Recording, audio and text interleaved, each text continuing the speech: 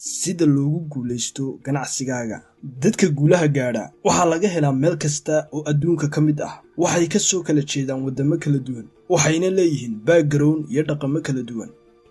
Inkastoo jiraan farqiyo badan oo u dhexeeya, haddana waxaa jira dabeecado ay dadkaasi wadaagaan.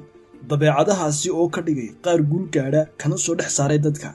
Haddii aad rabto inaad guul ka gaadho noloshaada, xidhiidhkaaga ama ganacsigaaga, waa inaad fahantaa sida dadkaasi u fikiraan si aad ugu dayato una guulaysato.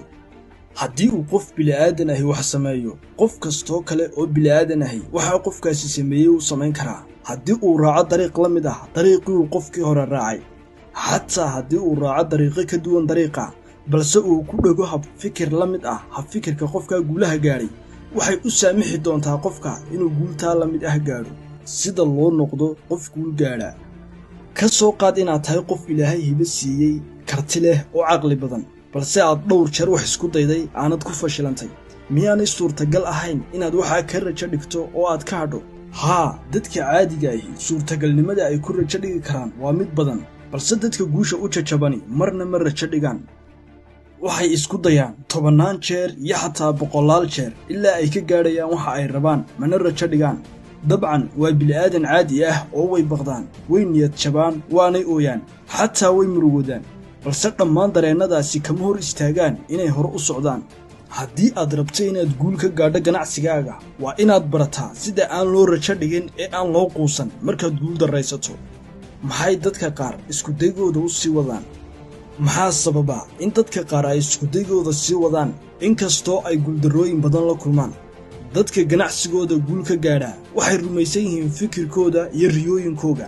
Taasina waa sababta ay fashilka iyo guuldarrada ugu arkaan oo keliya jawaab celin fiican iyo casharro xaggii ay uga arki lahaayeen ama u tixgelin lahaayeen war xun.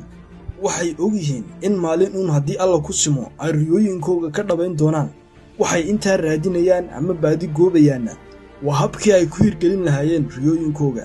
Taasina waa sababta aanay u quusan kadib markay guul darraystaan. Sababtoo ah waxay u tixgeliyaan habkii hore ee ay ku guul darraysteen inuu ahaa hab qaldan oo aanay ku gaadhi karin wax suurtagal ah oo la gaadhi karo.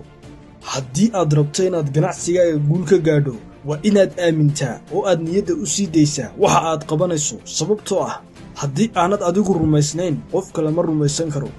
Siduu qofku mar labaad u istaagi karaa markuu guul darraysto? Mararka qaar qof hore guul u gaadhay ayaa wuxuu waajahay dhibaatooyin dhulka la gala guushiisa oo baabi'iya. Dadka ganacsiyada lihi mararka qaar way kacaan, mararka qaarna ganacsigaba way ka baxaan iyadoo ay ugu wacan tahay sababo aanay filanaynin. Waxaanay ku noqdaan xaggii ugu horreysay ee ay markii hore ka soo bilaabeen, iyadoo ay ugu wacan tahay isbeddel weyn oo si kedis ah ugu yimiday. Dhammaan dadkaasi haddana dib ayay u soo kabtaan. Waxay ku soo noqdaan heer la mid ah heerkii ay markii hore gaadheen waqti gaaban gudihii. Haddaba su'aashu waxay tahay, sidee dadkani dib ugu dhisaan hantidooda iyo ganacsigooga dhowr sanno kadib markay dhammaantood khasaaraan? Sidee bayse dadkani mar kale u soo kabtaan kadib markay masiibooyin waaweyni ku dhacaan? Sababtu waxay tahay waa dad adkaysi badan. Mar kale ayay kacaan mar kasta oo ay guul darraystaan iyagoon dareemayn caawimo la'aan iyo ciirsi la'aan. Haddii aad rabto inaad guul ka gaadho ganacsigaaga, waa inaad noqotaa qof adkaysi leh oo u adkaysta naxdimaha iyo dib u dhacyada nolosha, oo aanay guuldarrooyinku ku joojin. Mar kasta oo aad guul darraysatana aad dib u soo kacdaa, adigoo ka fogaanaya qaladaadkii hore ee kugu sababay inaad guul darraysato. Sidoo kale, haddii aad rabto inaad ganacsigaaga ku guulaysato, waa inaad yeelataa qorshe iyo aragti.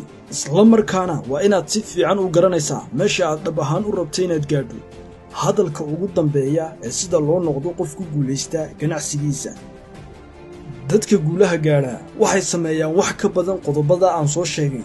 Waxay waajahaan cabsiyahooga, waxay la loolamaan kuwa aan aaminsanayn fikirkooda, waxay qaadaan khataro, si adag ayay u shaqeeyaan, waxay maareeyaan waqtigooda, waxaanay u dagaalamaan riyooyinkooga ilaa ay ka gaadhayaan waxa ay rabaan. Inaad ganacsigaaga ku guulaysataa waa mid aad u fudud. Waxa keliya ee lagaaga baahan yahay waa inaad naftaada ku tababarto inaad u fikirto hab la mid ah habka dadkaasi u fikiraan, waxaanad noqon doontaa mid iyaga ka mid ah.